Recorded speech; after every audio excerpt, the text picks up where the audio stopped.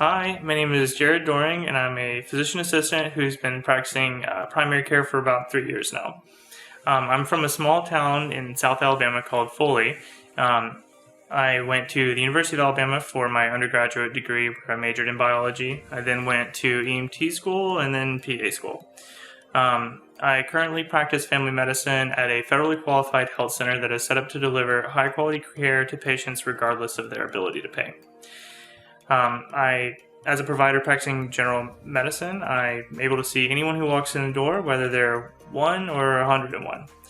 I see lots of acute things like coughs, colds, fevers, lacerations, abscesses, but also I'll focus a lot on chronic diseases like hypertension, diabetes, COPD, and another role that I perform that a lot of people don't, I guess, think about is we're helping guide our patients in terms of when they need to go see a specialist or a surgeon. We help them get there. We refer them and advise them. The PA school I attended is located in a rural area of Tennessee near the Cumberland Gap, and there our training was focused a lot on serving underserved communities and also practicing rural medicine. Many locals there still work in coal mines, and a considerable percentage of the population lives below the poverty line. In California, there are a number of other challenges, one primary one being the homelessness crisis. There are also many new immigrants who often have trouble navigating our complicated healthcare system, especially when English is usually not their primary language.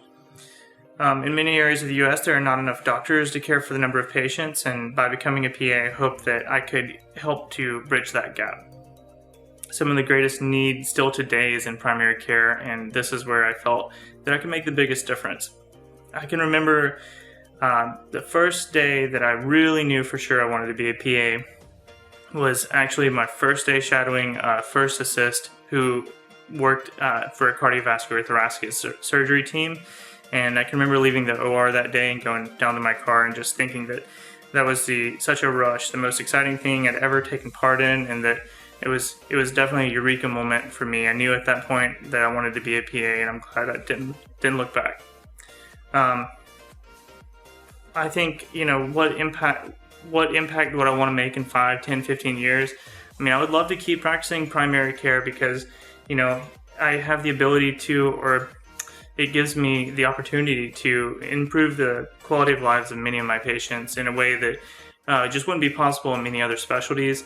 But at the same time, it's difficult to make much of a dent in a mountain of student loans when the compensation for primary care is a little bit lower.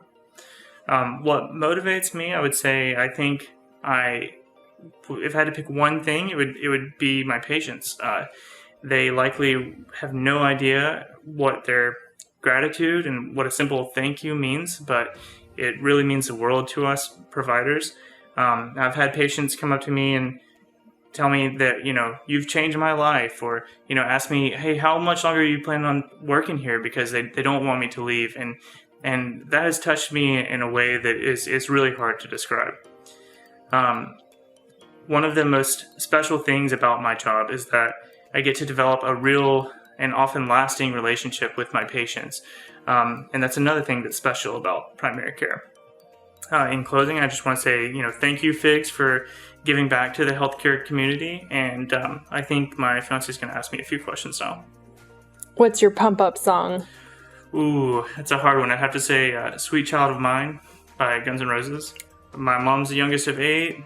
Her dad was youngest of 12, from a big family. Love everyone.